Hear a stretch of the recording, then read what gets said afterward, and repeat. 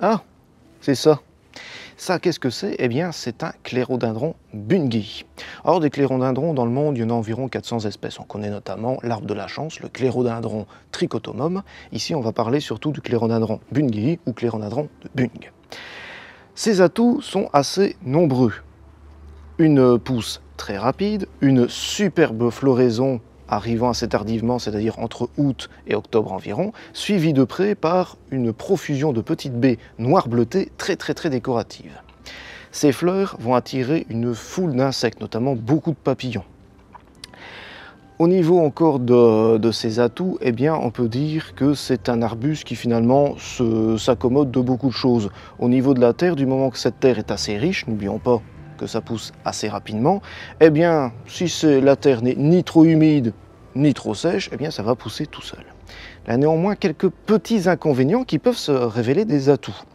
Certains n'apprécient pas l'odeur des feuilles. Moi, personnellement, j'adore, ça dépend un peu des goûts.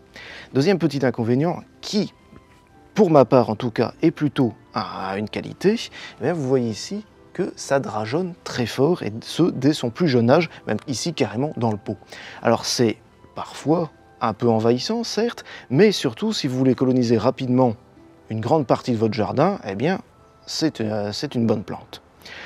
Son origine, eh bien, on va la retrouver dans les forêts subtropicales de la Chine, de Taïwan, du Vietnam, etc. Et donc, par conséquent, on va devoir la placer soit au soleil, mais pas trop quand même, plutôt à la mi-ombre, toujours dans une terre restant plus ou moins humide.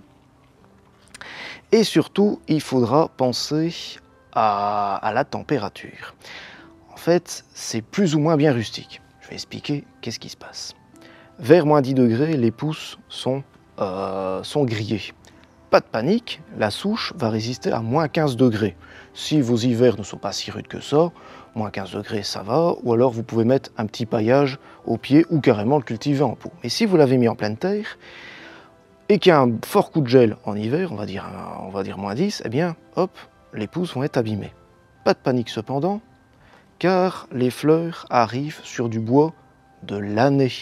C'est-à-dire que si les pousses sont abîmées, eh bien vous allez recouper toutes ces petites pousses et attendre que de nouvelles apparaissent.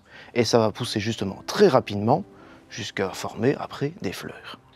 S'il n'y a pas eu de phase de gel, chaque année votre arbuste va faire plus ou moins 2 mètres de haut.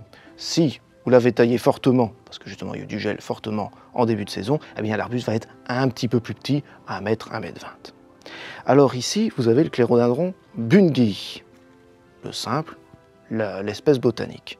Mais il y a d'autres variétés, et notamment celle-ci, avec un feuillage. Donc les fleurs sont quasiment semblables, c'est la même taille, mais c'est surtout le feuillage qui est différent.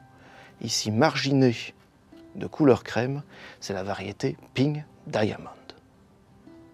En conclusion, si chez vous, vous avez une bonne terre de jardin, j'ai envie de dire assez bien drainée, pas trop humide, pas trop sèche. N'oubliez pas effectivement dans les 2 premières années de sa croissance de vérifier si elle n'a pas besoin d'eau. Par la suite, il va se débrouiller tout seul, mais c'est vraiment les 2 années qui suivent la plantation qui sont assez critiques à ce sujet-là.